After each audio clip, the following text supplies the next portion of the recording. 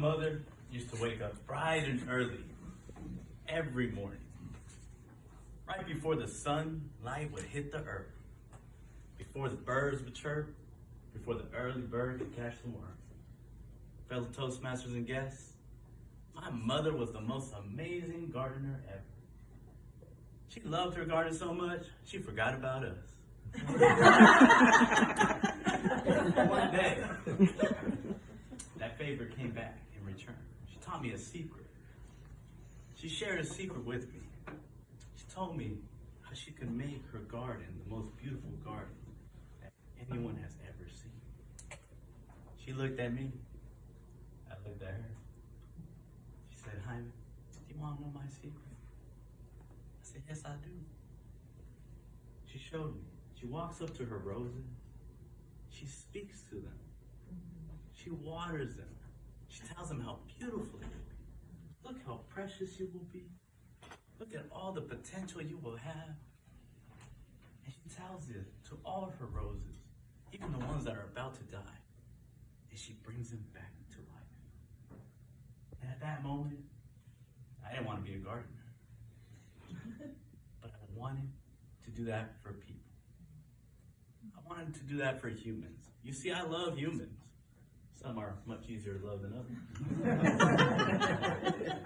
And so I set off on a journey. I headed out to step out, but I froze. I became paralyzed at that door. Because you see, I had my own garden to tend to. I had my own weeds to take care of. How many of you guys, raise a hand, love to go to the doctor? I'm the only crazy one. You see, growing up, I loved going to the doctor. Not because the pretty nurses would give me stickers. I hated those. But my doctor was the first individual who would water me. He would tell me how great I would one day be. Till this day, he tells all his colleagues that he predicted the growth of this young man. He was proud of me. But 20 years ago, he wasn't so proud of me. He walked in. He looked at me. I looked at him. He looked at his chart. He said, young man, you are overweight. Yeah, low cholesterol. You have some and some to give. I looked at him. And he looked at me. Can I have another sticker? Unfortunately, I didn't get another sticker. I got sent home with a sheet of paper with nutritional food to eat. Guidance of food that I should eat as a young boy.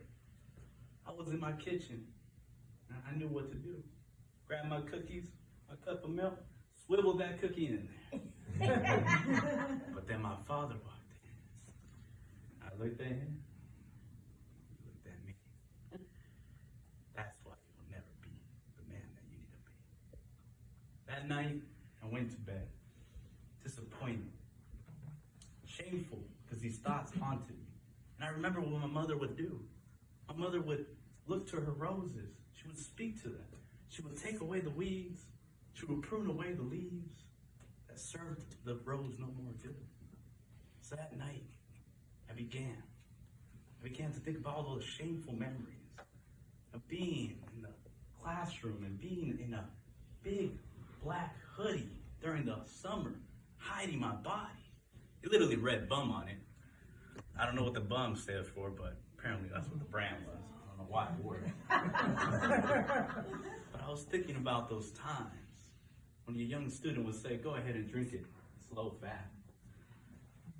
Those memories haunted me, and those memories sparked me on a journey.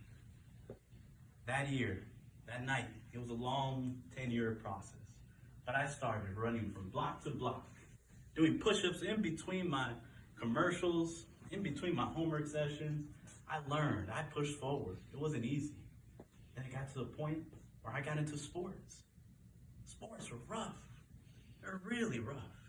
Conditioning, first day of practice, my legs would go up the stairs one at a time. I was so sore. I looked at my coach. He looked at me. I made an excuse. I said, I have to go home. I have an appointment because I love my doctor. I left, and that's when I went home. I chose to go to that night and learn from my mama every single night. Cut out the weeds, those doubtful, shameful things. Cut them out. Cut out. Prune those negative beliefs that we have of one another. What I had, I tended to those every night. Fellow Toastmasters, we all have weeds that we must tend to. But as we gather our way, we cut them out of our lives. We shower ourselves with beautiful words and kind words. When I look at you, and you look at me, I see a garden of roses waiting to bloom to allow and to give permission to others' roses to bloom in their presence.